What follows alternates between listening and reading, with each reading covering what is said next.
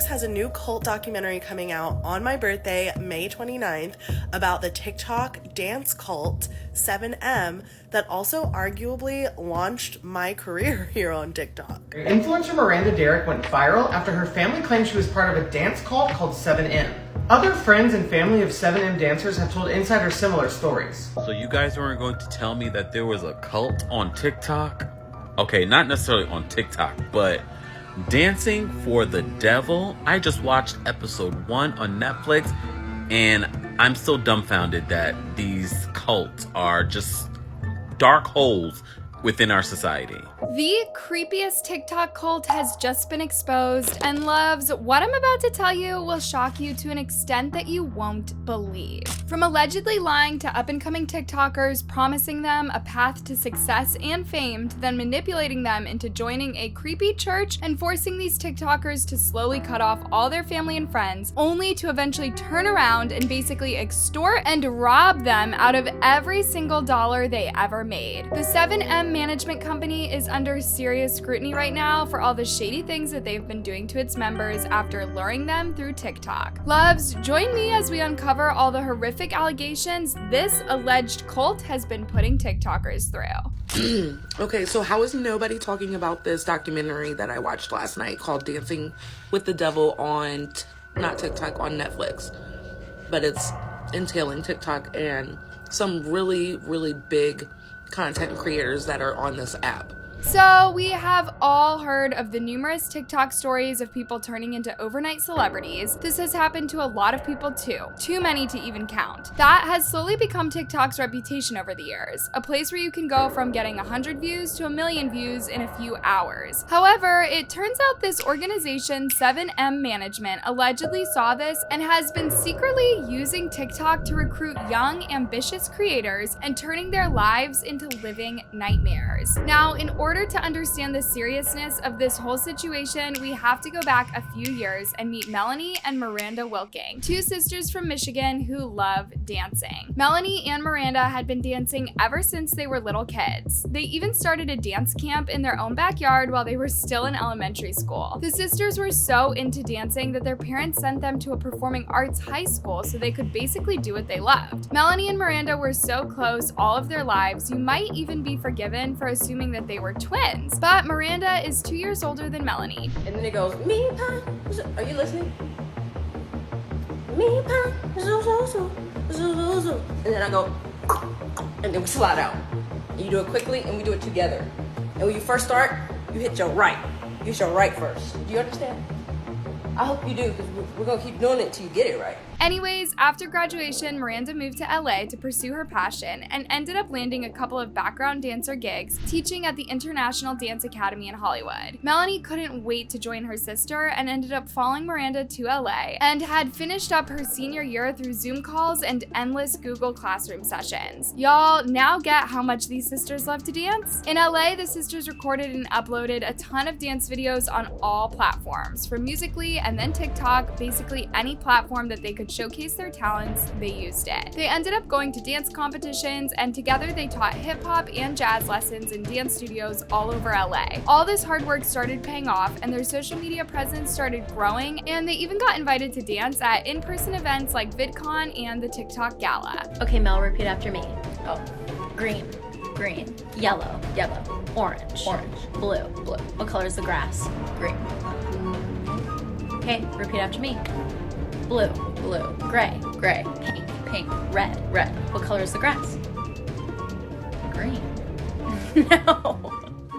Now, of course, since Miranda had stayed in LA for a bit longer than her sister, she had gotten to know a couple of dancers and creators, and this was completely normal since they were all into dancing and music. Hey everyone! So many of you have noticed that Miranda and I have not been in videos together lately, and I've been getting a lot of messages asking where she's at, what's going on, all of that. So I'm here to let you know that Miranda has chosen to pursue some other opportunities at this time and just take a little break from the Wilking Sisters brand. I will still be here making videos. My goal is to always put a smile on your face, and you know, sometimes you just need a little change. And Miranda's still my best friend. I love her so much. I will always support her, and I just hope that I can have all of your support on this new journey. Love you guys. Mwah. Bye. One of the people Miranda had gotten to know was James Derrick, aka B Dash. This was around April 2019. Now, James and Miranda did a couple of collabs together, but slowly over time they started getting closer and closer and eventually started going out. Now, here is arguably where things started going all wrong. You see, Miranda's boyfriend B Dash had a videographer named Isaiah Shin. Isaiah and B Dash were really close, and slowly but surely, Isaiah managed to introduce Miranda and B Dash into a religious group called Shekinah Church. Now, the Shekinah Church was founded by Isaiah's dad, Robert Shin, in 1994 after he moved from Canada. Fast forward to 2021, Robert Shin, the founder of Shinka Church, decides to form a management company that signs TikTok dancers with growing follower counts with the promise of taking them to the next level. 7M Management has in the past claimed to have even grown its influencers' followings from 1.78 million to over 10 million followers through its stylish, high-production, choreographed dance videos. 7M would give all of its creators access to film in posh places all over LA, and their view counts exploded. With all these promises of booking the right jobs and growing your following, it doesn't shock me that Miranda agreed to join 7M. And I have to say, it seems to have worked out because now Miranda has over 1.6 million followers on IG alone. Y'all, the more time Miranda spent with 7M, the more her family started to notice that she was becoming withdrawn and distant. Around this time, Miranda's grandfather sadly passed away, and Melanie and Miranda had planned to fly back home for his funeral. But 30 minutes before their flight, Miranda called her parents and said she wouldn't be going back home because she had COVID. However, her sister Melanie didn't buy this story because a month prior, Melanie and Miranda had COVID. When Melanie pressured her sister for the truth, Miranda admitted that she made up the whole COVID story and that she was sorry, but she couldn't explain herself to her family because they simply wouldn't understand. All of this caused a bit of drama between Miranda and her family, so much so that her parents flew out to LA just before the funeral to have a face-to-face with Miranda. Melanie, stop FaceTiming me. No, I'm not in a cult. They only tell me what I can do, when I can do it, where I can go, and who I can talk to.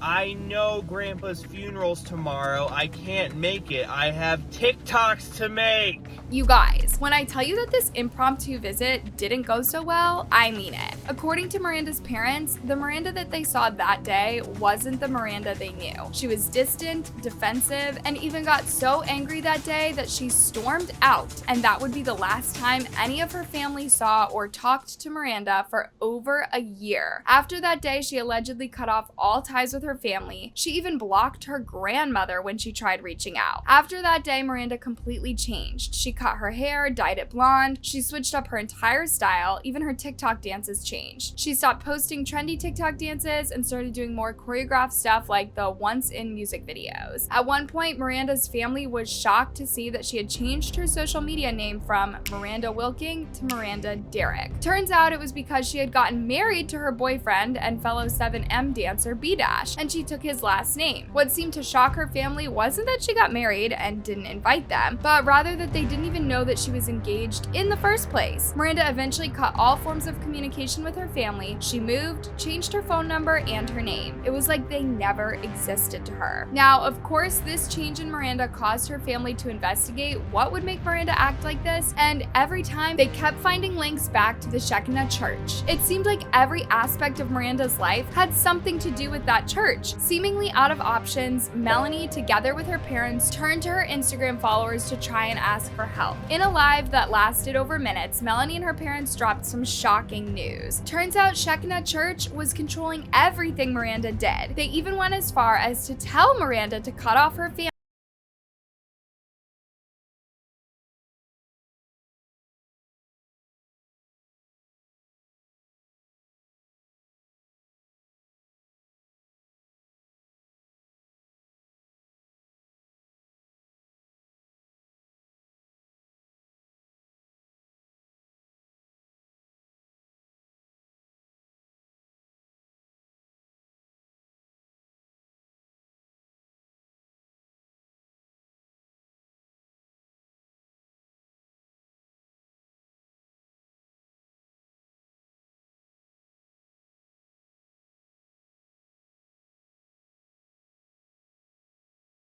suspicious, to say the least. Robert used to be a doctor in Canada, but apparently God spoke to him one day and asked him to move to California and become a preacher. This was back in the 90s. After moving to California, Robert legally changed his name from Robert Shin with one N to Robert Shin with two N's. Why he did that, nobody really knows, to be honest, but that is far from the weirdest thing Robert has done. While the Shekinah Church has kept a low profile since it was formed, a quick look at its public records show that the church is sketchy AF. In 2010, while under oath, meaning he was being forced to say the truth by law, Robert admitted that from 2000 to 2008, his church had a maximum of 70 people, and those 70 people donated over $4.7 million to the church. That's not all. Robert encourages members of his church to not only give money to the church, but to him personally, since he is the man of God. In some court documents, it is reported that in October of 2007 alone, Robert was given over $300K by members of his church. Now, technically speaking, the state of California suspended the Shekinah Church in 2007, but Robert didn't seem to care. He continued to operate the church, and when he was asked, he alleged that he wasn't aware that his church was suspended. In 2008, some members of the church rebelled against Robert and left the church, leaving Robert with about 35 members. And the number has stayed roughly about the same till today. And his church isn't easy to find as well. They basically have no internet presence, and the only record of their physical church is planning records that suggest they are going to build a church in a gated school somewhere in LA. While Robert Shane himself doesn't have any online presence, his lifestyle surely does. He reportedly lives in a $2.5 million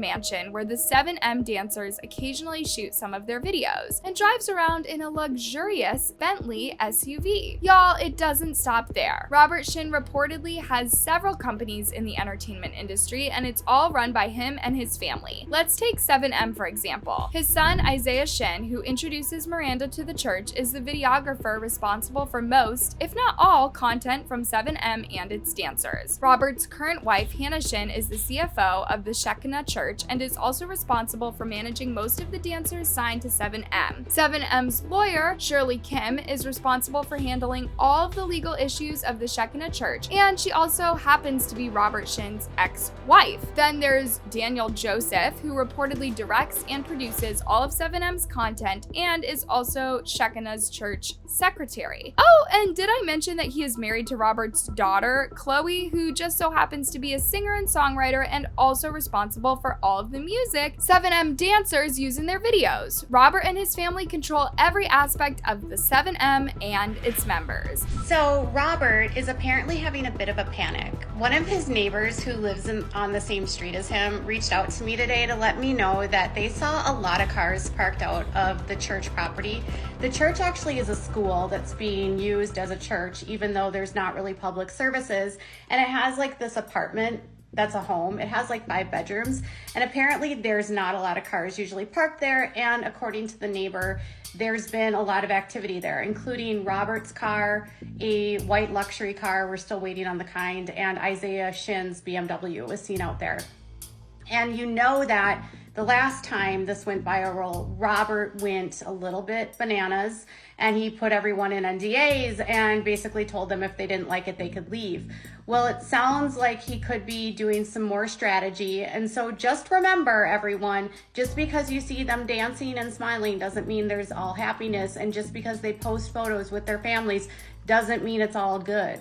And guys, Miranda's family isn't the first ones to raise concern over Robert and the Shekinah Church. In 2009, a woman named Lydia unsuccessfully tried to sue Robert and his church, alleging that they intimidated her, used coercion tactics and mind control to make her give them her email, passwords, and access her bank accounts, and in turn allegedly took millions from her that they used to finance their expensive lifestyle. That claim was reiterated in the Netflix documentary Dancing for the Devil, the 7M TikTok cult, where former members of the 7M cult have come out and said that Robert would charge them insane fees and usually ended up taking close to 70% of the money that they made. On top of that, countless former members recalled how they were basically forced to abandon their family and focus only on 7M and the Shekinah Church. Allegedly, Robert has tweaked his cult's behavior so it can prey on innocent creators and influencers on TikTok. However, Miranda still doesn't think that 7M is a cult. After the Netflix documentary went viral, she took to her IG to address everything, saying, "Hey everyone, just want to hop on here and say that I have seen the documentary. Due to pending litigation in which I am a plaintiff in a defamation lawsuit, it is not appropriate for me to comment on specific allegations. I cannot speak for anyone else but myself. I love my mom, dad, and Melanie, and they will forever be a part of my life. The truth is, we just don't see eye to eye at this time. I believe that this documentary is a one-sided story. I gave my life to Jesus Christ in 2020 and asked my family for some space in the very beginning to collect my thoughts and process my new walk I wanted to take with God. I also told my sister that I wanted to continue our Wilking Sisters social media page. She logged me out of our account, and when I asked for access back, she denied my request. My family didn't honor the space I asked for, and I saw a different side of them I've never seen before. Honestly, it made me mad, frustrated, and annoyed that they were being overbearing and chaotic. I was at a place with my family where I felt like I was being harassed. My parents and sister are not religious. They immediately called me going to church twice a week a cult. I felt that if I went back to the funeral, they would try to keep me there and not let me come back to LA. So I told my family that I would not be going to Michigan and I wanted to move in and begin my life with James. To keep it simple, I did not want to be around them at that time because I felt threatened by them. I have been getting together with them over the past couple of years to make amends, move on, and work things out as a family. This documentary has created a further challenge between us, and as I work to overcome this public attack. No one wishes to be portrayed as they're brainwashed, not in control of her own life, a shell of herself, when that just isn't the truth. Now, this whole story has understandably garnered a lot of reactions from concerned people online who don't agree with Miranda's point of view. Just take a look at a couple of them. I watched this and it's so sad. I hope Robert Shin gets arrested and locked away one day. I hope Miranda returns to her true self one day and leaves this cult behind. The world isn't blind. We can see this cult church for what it is. It's a cult. The saddest thing about this is that the leader of the cult is becoming a millionaire at the expense of the dancers. He manipulates them with belief in God, and they are so blind that they believe he really cares about them. For the cult leader, they only represent a lot of money for his pockets, but as they say, there is no blinder than he who does not want to see. The saddest thing is seeing everything their families suffer when they see their children. It's that horrible situation. I hope Robert Shin gets arrested and locked away one day. The leader of the cult is a person who knows how to manipulate each of the members. The dancers work and only receive 20% of what they earn. The leader of the cult is a very intelligent man in an evil way. How many cults have come to light and people continue to believe in those persons who say they are God's chosen ones? It's sad to see the parents suffer from this whole situation, so I hope the trial of Robert Shin starts soon and they put him in jail forever. Hello everyone, I'm just getting ready here for the day and wanted to say I am just overwhelmed with the love and support of the documentary. It's like crazy to me. I've loved reading all your messages and just thank you guys so much for reaching out. And I think my favorite messages have been parents that have reached out to me saying that they have teen or young adult children and that they watch the documentary together and kind of sit down with their kids and gone through some of those red flags that you may see when it comes to high controlled environments, and just really educating their children on what to look out for, because this can happen to anybody. Of course, the goal of sharing our story and doing the documentary, or even just initially when we went live, is to get my sister out of this group. But aside from that, it's spreading awareness of this group so that this can't happen to more people. What do y'all think about this horrific story, and what do you think should be done? Let me know your comments below, and don't forget to check out my previous videos to ensure you're up to date with all the latest tea. Till next time, bye love!